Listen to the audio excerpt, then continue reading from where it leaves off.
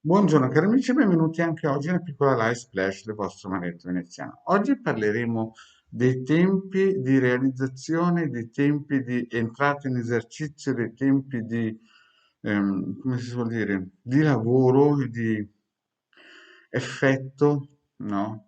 Di, di sviluppo di un lavoro magico che può essere un rito propiziatorio, una fattura nera, una maledizione e quant'altro. Ma prima di fare questo, il vostro benedetto veneziano vi chiede di iscrivervi al canale YouTube della nostra Ildegarda, al canale YouTube del vostro benedetto veneziano, di venirci a trovare nei nostri gruppi social. Stiamo rilanciando il gruppo Face, Radionica, Radiestesia, Teologia ed Ermetismo. Siamo più di 1400 e se non ci sei ancora iscritto, i link sono sotto qui in descrizione. In più abbiamo il sito del capitano. Intervista, qui sotto il link in descrizione per raggiungerlo.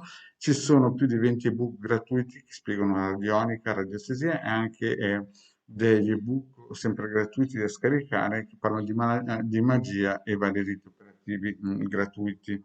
Poi abbiamo una sezione shop, ne hanno già scaricato 150.000 di ebook.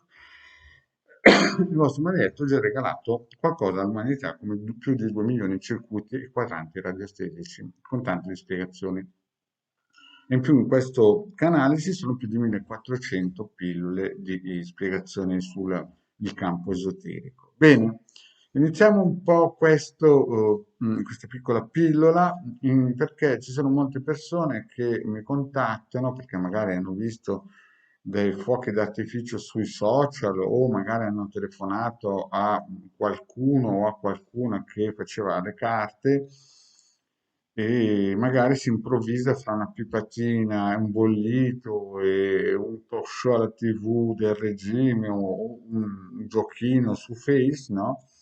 Si improvvisa a fare riti operativi e le spara proprio. Allora, quando uno entra nel settore esoterico, la prima cosa che incomincia a vedere è che tutto costa.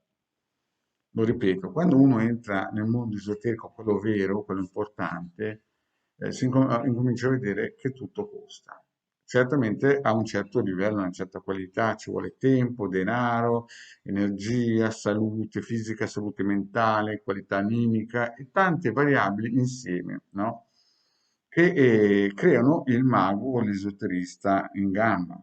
Chiaro, come mi diceva una grandissima gente, ci sono tre tipologie, quelli bravi e quelli un po' claudicanti. E quindi strada facendo il mago, il magus, l'esoterista, acquista sempre più abilità, riesce più spesso a comunicare con le entità e quant'altro. Più è bravo, chiaramente più riesce a salire.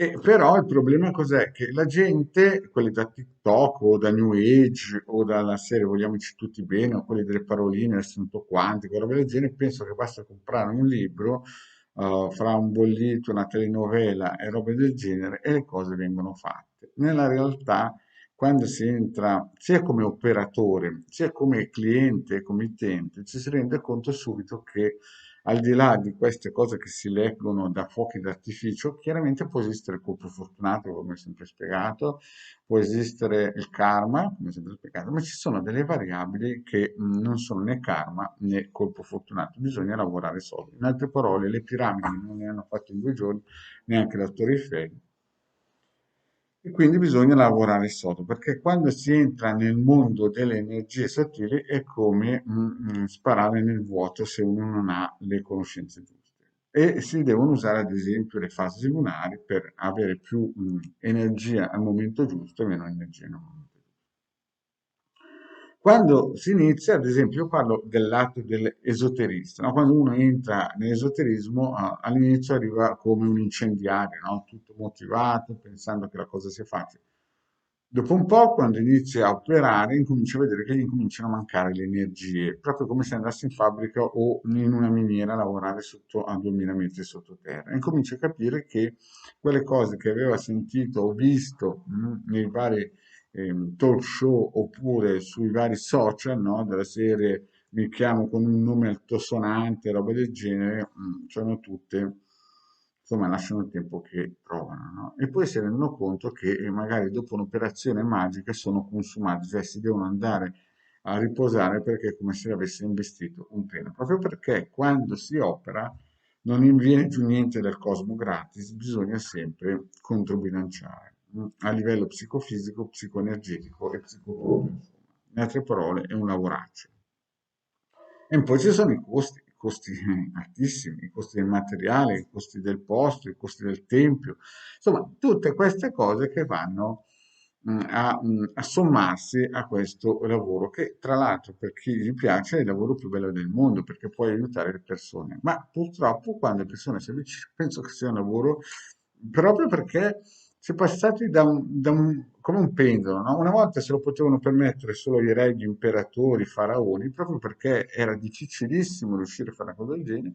Oggigiorno, no? Siamo passati dall'altra parte, tutti non sanno cosa fare, si alzano la mattina, si riciclano in un modo usato, sicuro, e si mettono a fare il veggente, il cartomante, roba del genere. E qui il problema è che la gente, ad esempio, quando raggiunge il maghetto, pensa che in 28 giorni si possa disfare e ricostruire il mondo. Nella realtà, quando viene fatta un'operazione, un rito propiziatorio, ci vogliono come minimo, ma io dico come minimo 9 mesi, e dopo si incomincia a vedere i risultati. Lo ripeto, 9 mesi, come la nascita di un bambino, è come buttare un seme sottoterra e lasciarlo germogliare. E non bisogna più pensare a niente. Certo che molte persone arrivano che oltre ad aver creato loro il guaio, non sanno che altri guai, magari faccio un esempio, o per un posto di lavoro o per una questione di cuore, non sanno che guai è anche l'altro e ci vengono a dire la metà della realtà, no? E si lavora su una metà della realtà molte volte e si aspettano in 28 giorni dei risultati che non potranno mai, mai, lo ripeto ancora, mai esistere proprio perché si va a lavorare in un campo che ci sono tantissime altre forze energetiche, non sono mica quelle del Marietto della Hildegard, ci sono montagne da spostare. Però una cosa è sicura, e qui lo dico e lo ripeto, quando un'operazione magica fatta bene viene lanciata, e lo ripeto, quando un'operazione magica fatta bene viene lanciata di protezione sull'attività, di protezione sul denaro, di protezione su qualsiasi cosa voi volete, alla fine arriverà a segno. Ci metterà un mese, dopo 9 mesi, 2 mesi, 3 mesi, 3 anni, ma alla fine andrà a segno. Io ho visto dei lavori lanciati eh, a 7 anni e sono arrivati a segno a 19 anni. Ci hanno messo praticamente quasi 11 anni ad arrivare a segno. Sembrava impossibile, no? Perché è una cosa veramente ed è arrivato a segno. Io ho visto lavori lanciati quando io avevo 14 anni, sono arrivati a segno dopo 20 anni, 28 anni addirittura.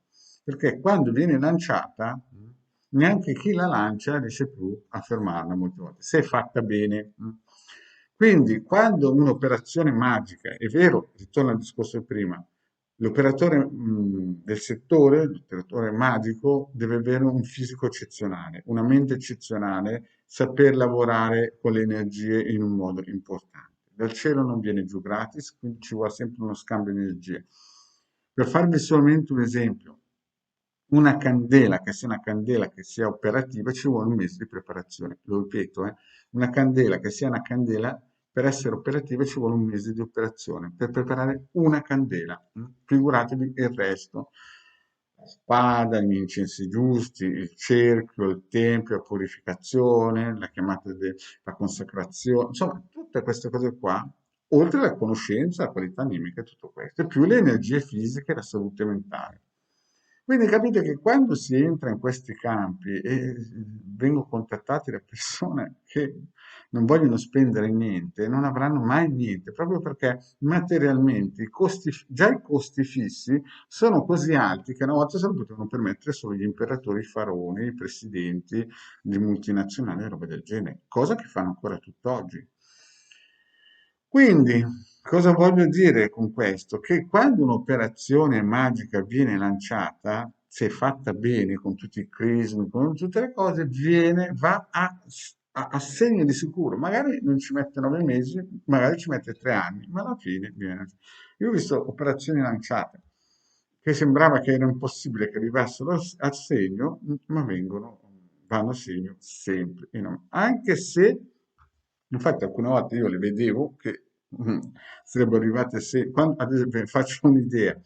Io a 7 anni e mezzo ho visto che sarebbe arrivato a segno a uno che mi faceva della VUA a me quando io avrei avuto 26 anni.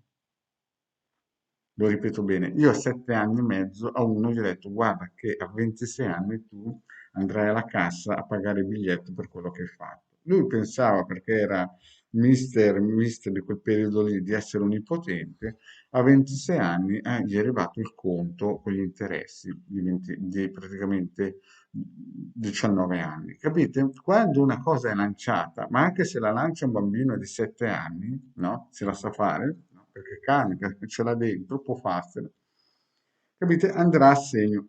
Quindi è vero che ci vuole tempo molte volte, ma quando uno fa fare da un bravo esoterista un'operazione o di slegamento o d'amore o sugli affari, su prestazione della ditta, alla fine andrà sempre a segno. Ci metterà il suo tempo, magari perché ci sono delle energie che quando si è iniziato il lavoro non si erano calcolate, ma alla fine il risultato si porterà sempre a casa. Mm? Invece, quando una persona è attaccata, perché ci sono molte persone che sono anche attaccate e non se ne rendono conto, ci sono molte persone che gli capita di tutto, no? Molte volte perché sono andati magari a abitare in posti che non erano secondo il loro karma, cioè nel senso hanno voluto magari un appartamento, faccio un esempio, un appartamento o un pagare poco, una casa costruita in un terreno malsano, no? Dove ci sono sotto delle frequenze, delle falde, insomma c'è sotto qualcosa, sotto quel terreno terribile e queste persone qui praticamente hanno contro, tra virgolette, chiamiamole maledizione, questa autofatturazione, perché in fondo se lo sono cercati loro quel posto lì. Oppure geni che sono nelle case o nelle scale. Io quante volte vado in palazzi, sento proprio delle presenze importanti che gli altri non sentono, ma io in quel palazzo lì mica ci andrei a abitare. Infatti ogni tanto qualcuno si ammazza, roba del genere. A me capita spesso capitava spesso di andare a trovare qualcuno e mi rendevo conto che la situazione. Una volta sono entrato in una casa di una committente che ho tremato per 2 ore, tremato proprio fisicamente perché sentivo delle forze terribili. Infatti poi quella committente mi ha detto che al piano di sopra si era fatto una buca a qualcuno. Mm? Bene, cari amici, grazie di avermi ascoltato fino a qui e vi raccomando, ogni sera alle 18:30 Manetto Veneziano su Bile Interattive gratuiti. Grazie, alla prossima, ciao.